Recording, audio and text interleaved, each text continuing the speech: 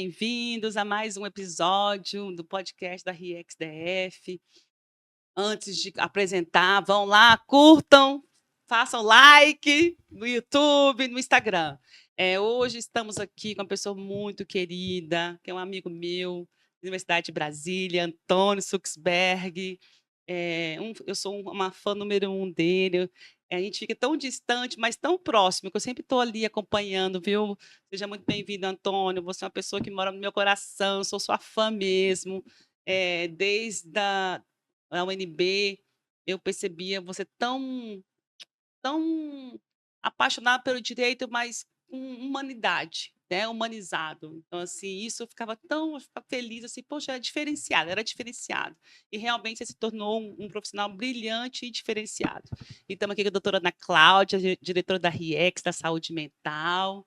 Ana, gratidão aí por convidar esse meu amigo querido, que eu sou fã.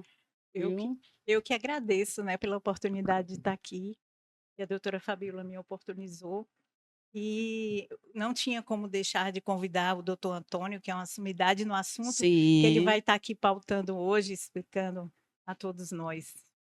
Obrigado, eu que agradeço. Para mim é uma oportunidade sem igual estar aqui com vocês. A Fabíola, eu sou suspeito, que eu já colava da prova dela na época da faculdade. Então, né, já prescreveu, né, Fabíola? Prescreveu, Já prescreveu. prescreveu, 99 a gente então tudo que eu formou. colei de você já Foi. prescreveu. E a Ana Cláudia também pelo carinho do convite, eu agradeço. Esse tema que a gente ajustou, né, eu acho que é um tema urgente, ao mesmo tempo passado. Por que eu digo isso? Conversar sobre medidas alternativas, desjudicialização de conflitos, formas de soluções de conflitos, que não seja pelo monólogo da pena, quando Uhum, nós falamos de uhum. sistema de justiça criminal, eu acho que é uma pauta ao mesmo tempo presente no mundo inteiro, mas curiosamente negada no Brasil. Quando se fala de É. alternativas penais, a gente sempre pensa de uma maneira muito, quase com uma visão de túnel, dirigidos às penas de uma maneira geral, quando em verdade a grande ferramenta de racionalização do funcionamento do sistema de justiça está nas alternativas ao que seja a judicialização de casos penais. É. E somos tímidos nesse aspecto, né? São demandas aí que eu acho que a gente consegue mapear de uma Uhum. maneira geral, pelo menos na segunda metade da década de 80 do século passado. Eu destacaria aqui com bastante importância um documento de 1987, que é uma recomendação do Conselho da Europa. O Uhum. Conselho da Europa, apenas para situar aqui quem nos acompanha, ele tem essa organização de cuja institucionalidade se encontra a Corte Europeia de Direitos Humanos, Aham. e ali surge uma recomendação, que é a recomendação de número 87, é do mesmo ano, mas o número da recomendação é de 87, Uhum. que fala de medidas necessárias à simplificação, aprimoramento e destinada a dar mais celeridade à justiça criminal. E é muito interessante esse documento, porque esse documento, digamos assim, ele é o coraçãozinho, Fabiola, do que viria seguidamente as Nações Unidas reconhecer, em 1990, como as chamadas regras de Tóquio. E é interessante voltar um pouco no tempo nisso, porque as regras de Tóquio, claro, pela própria conformação, nós estamos falando de uma resolução aprovada Uhum. no plenário das Nações Unidas, ela tem uma feição documental de ato normativo, não poderia ser diferente. Mas a recomendação, eu não vou dizer que a origina, mas a que a fomenta, vou colocar dessa maneira, ela tem um desenho mais de diretrizes a serem observadas pelos países do espaço europeu. E é importante anotar esse documento, porque quando nós falamos de alternativas penais, e muitas delas falam da justiça negociada no Brasil, Uhum. de uma maneira geral, a gente sempre quer levar esse debate como se ele fosse uma projeção da plea bargain norte-americana. Uhum. E aí eu sempre gosto de colocar uma exclamação aqui nesse meio do caminho. Será mesmo? Me parece que não. Olha que interessante. Aham. Nós globalizamos soluções de barganha. Isso não significa dizer que estamos americanizando o nosso processo. Uhum. Até porque as soluções de barganha nos Estados Unidos sem dúvida alguma, uma das razões pelas quais eles alcançaram um quadro brutal de encarceramento, Uhum. um quadro brutal de um sistema de justiça desigual, racista, classista, e eu não acredito que aquilo seja modelo de sistema de justiça para ninguém no mundo, muito menos para nós, que já temos dificuldades estruturais. Assim.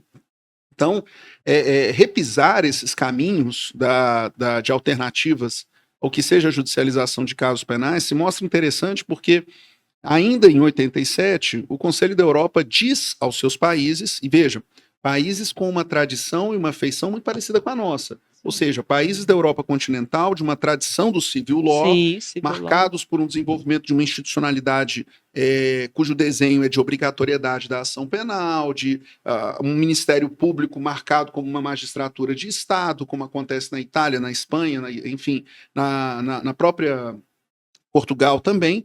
E o que você tem ali?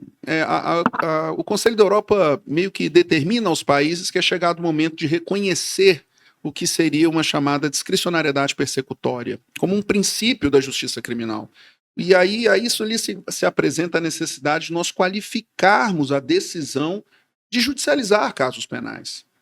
E aí, na sequência, o que o Conselho da Europa estabelece é igualmente a possibilidade de sumarizar casos penais, trazer respostas que se apresentem como alternativas ao aforamento da ação penal e, sobretudo, também trazer medidas que manejem aquilo que a gente vai chamar de equivalentes funcionais da pena, parece pena, mensura como pena, mas não deriva da estigmatização que uma condenação criminal traz, mas, sobretudo, postulados e práticas de atenção à vítima.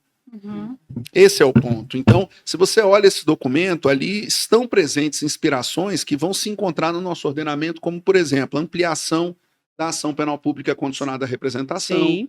Você chama a vítima para poder representar, mas veja só, olha como é que é o nosso olhar, né? A gente vê isso e pensa, criamos um quebra-mola para persecução penal. Não é quebra-mola. Você pode criar a possibilidade de intervenções que atendam a vítima, para quando você perguntar para a vítima, você tem desejo de representar, ela diga, não já está resolvido o meu problema. Exatamente. Essa é a ideia. A responsabilidade da vítima. Exatamente. Então, assim, e de outra medida também, é muito interessante, porque se nós não construímos soluções de simplificação e sumarização da própria resposta do sistema de justiça criminal, nós necessariamente vamos caminhar aqui para uma verdadeira negação da realidade. Sim. A gente também não tem país do mundo que esteja disposto a gastar recursos, meios institucionais que resultem invariavelmente numa resposta alargada, demorada e de cuja punição, muitas vezes, por conta do tempo, se dissocia da sua razão de incidência. Então, quando vem as regras de Tóquio, eu acho que isso é uma coisa um pouco geracional nossa, né? Quando eu falo geracional, não vocês, que vocês estão com 3 anos de formado, mas eu que me formei há muito tempo, nós tivemos a inserção das regras de Tóquio entre nós como se fosse um tema de execução penal. Quando, em verdade, as regras de Tóquio não trazem um tema de execução penal, ela traz um tema, repito, de alternativas à judicialização de casos e também de alternativas na construção da sanção penal.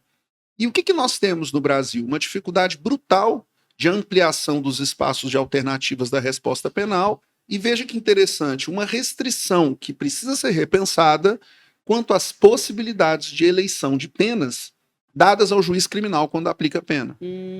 Esse é um ponto, está lá nas regras de Tóquio, que eu até convido aos nossos, para quem nos acompanha, eu quero para ler esse velho documento um velho documento com novos olhos. Então a gente tem lá, por exemplo, no item 5.1, ele dizendo que você não fará uso da ação penal, olha que interessante, quando você puder alcançar as razões de afirmação do sentimento de justiça, prevenção de delitos, atendimento à vítima. Isso são coisas que você pode alcançar que não necessariamente passa pelo aforamento de uma ação penal. Sim. E esse item 5.1 ainda diz, isso pode ser alcançado inclusive com a fixação de medidas alternativas, mas que, repito, não são penas no seu sentido mais jurídico e estrito do seu termo. Nós vamos responder a essas regras de Tóquio formalmente apenas em 95, com a Lei do Juizado Especial Criminal. Foi, exatamente. E talvez de maneira mais tardia com o Acordo de Não Persecução Penal de 2019. Estamos hoje em 2024. Mesmo, né? É a mesma coisa, não tem diferença nenhuma. Agora o ponto estamos em 2024. E aí eu vou ser um pouco chato agora, posso? Pode. Quando apareceu a ANPP, foram prateleiras de livros questionando a sua constitucionalidade, dizendo que aquilo era parte de um punitivismo e excesso do Estado, e por aí vai, quando em verdade o que ali se apresentava era uma alternativa à judicialização de casos. Eu até brincava em 2017 dizendo, mas espera aí, se você tem essa contrariedade quase atávica com a NPP, o que está por trás da sua preocupação? O direito fundamental de ser processado criminalmente? Você não pode ampliar alternativas? E aí, com o tempo, isso acabou se revelando, passados agora quase 5 anos da formalização do Instituto em lei, e já desde 2017 a sua primeira presença em atos regulamentares do CNMP, o que se mostrou uma verdadeira neofobia, medo do novo. Porque hoje em dia o levantamento nacional do ANPP que o CNJ produziu no ano passado, uma longa pesquisa empírica efetivada com todo o rigor, o que ela trouxe ali?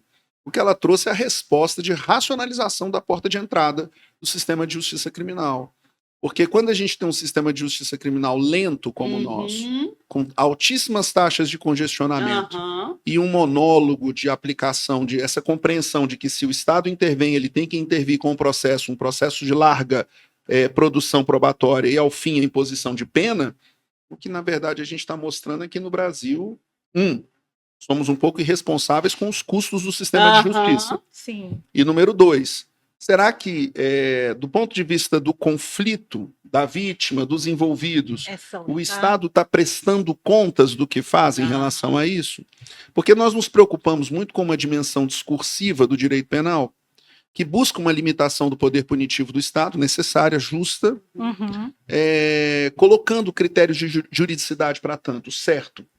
Mas a pergunta também que se coloca é o seguinte: como serviço prestado do Estado, certo? E prestado de maneira única.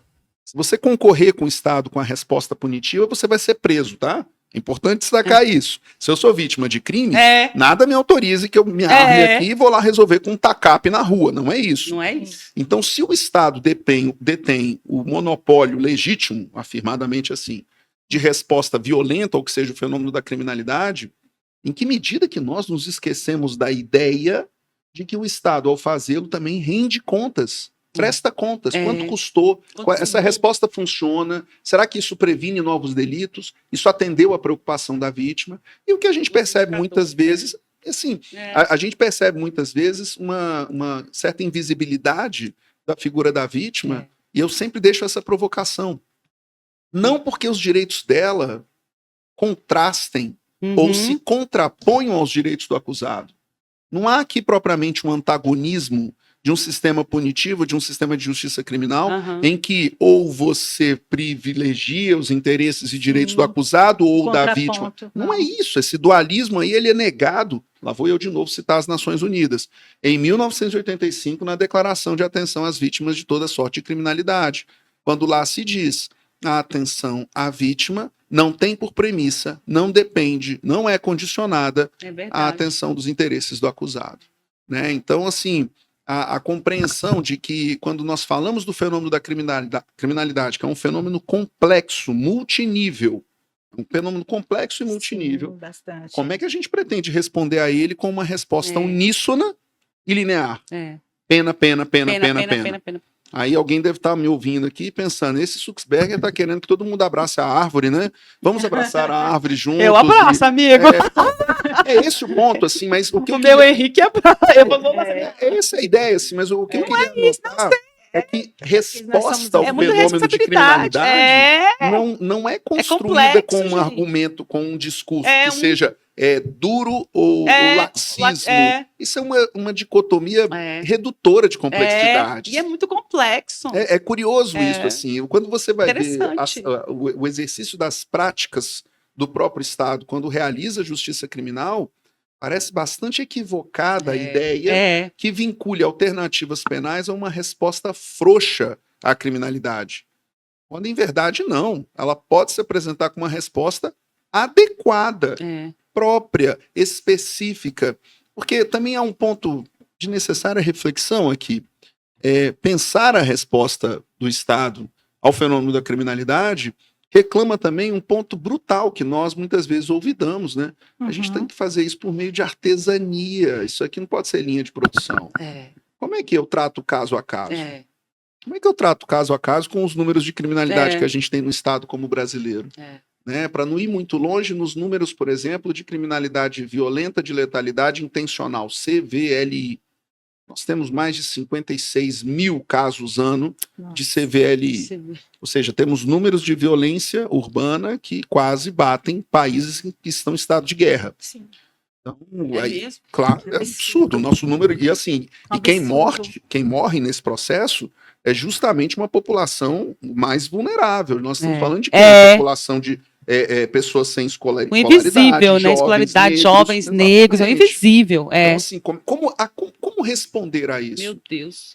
Não há como pensar, seja sobre um viés de incremento da resposta repressiva quando ela se faça necessária, seja pelo viés de uma resposta preocupada com a institucionalidade naqueles casos em que a própria institucionalidade falha estruturalmente. Estou falando dos tempos do processo, da dificuldade de solucionar e elucidar fatos criminosos. Como equacionar isso, se não pela maneira de construir, repito, alternativas a que o Sim. Estado disponha de mais medidas. Mais Eu medidas. sempre brinco assim, Fabiola, que o cardápio da resposta do Estado ele não pode ser de um prato só, não. Sim, Eu quero que não haja um pode. pouco mais de Mas é opções, verdade. entendeu? Quem sabe a gente construindo outros pontos, isso possa guardar uma reflexão mais adequada. E assim, doutor, e quando o senhor Nossa. traz aí essa questão de ouvir a vítima, é importante, né, pontuar que não é só a vítima, mas as partes que estão envolvidas naquele ato, Exatamente. ato infracional, Ah. como também trazer a família, a comunidade, a sociedade, consciência. a comunidade. E, assim, eu tenho um pecado grave que é ser professor de processo penal na graduação, na pós-lato sensu, né? A gente está tendo aula Apesar aqui, né? disso, Já tô tendo aula. eu sei, o cara fala assim, mas o que você dá aula? Eu dou de processo, Processo penal. Todo mundo, eu falo, não, mas eu sou legal, né? Mentira, você não, né?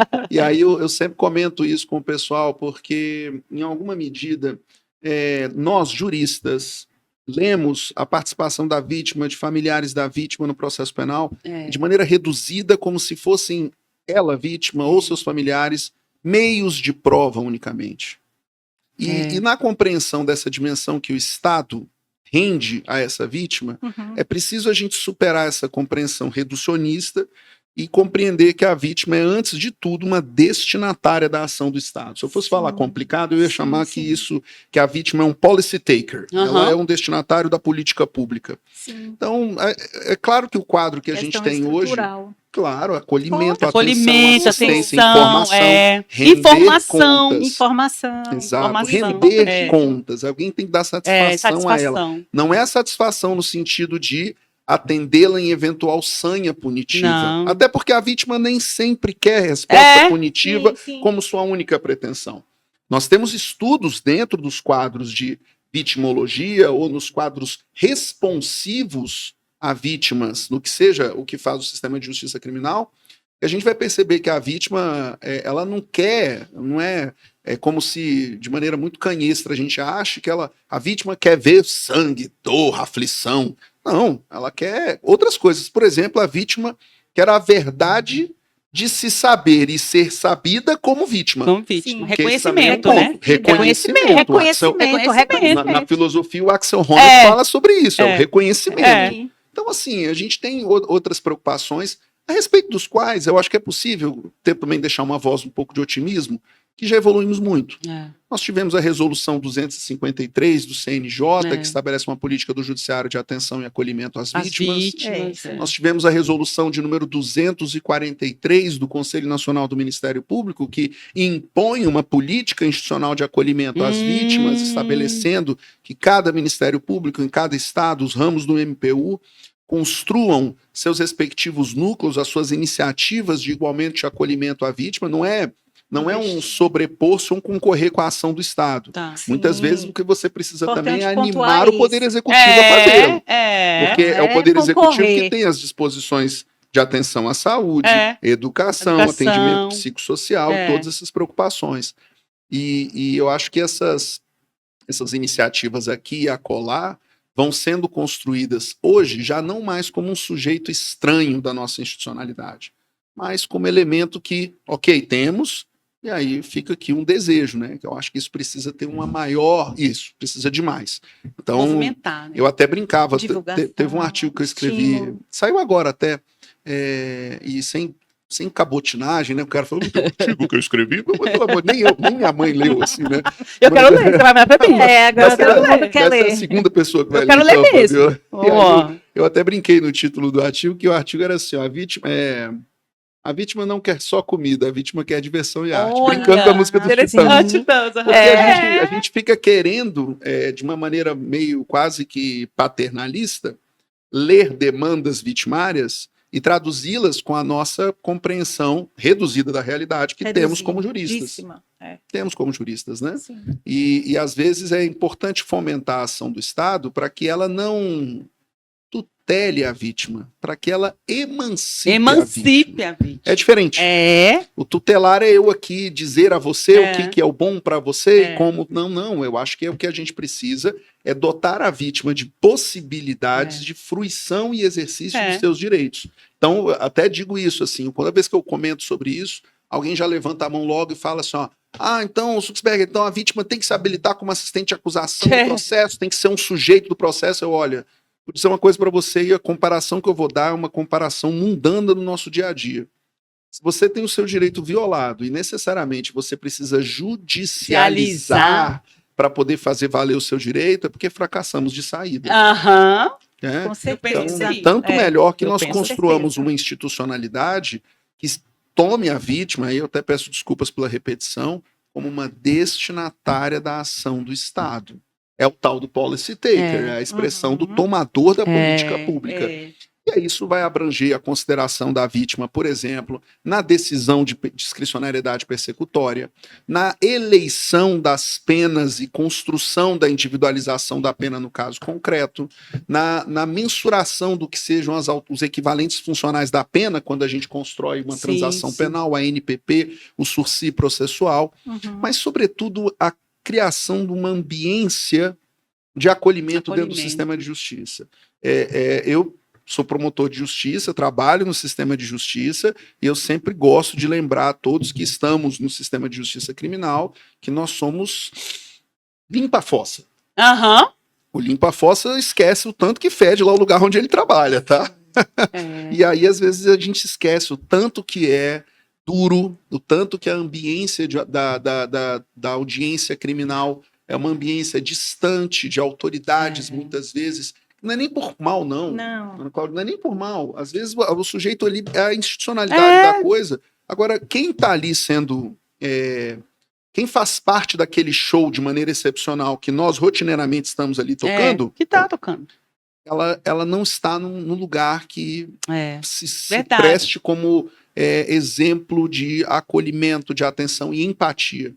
Então, nós evoluiríamos muito se tratássemos vítimas e pessoas que chegam ao sistema de justiça com essa necessária empatia, com uma empatia tomada como premissa desse atendimento, ela não pode derivar de julgamentos, porque muitas vezes nós julgamos vítimas. É curioso isso, né? Mas sabe, em palavra empatia já traz... Nós julgamos. Colocar-se no lugar, verdade, né? do outro. Então, no lugar do outro. Essa compreensão de que é preciso tomá-la de fato como com uma premissa de atuação do Estado que independa e não seja condicionada de qualquer outra coisa.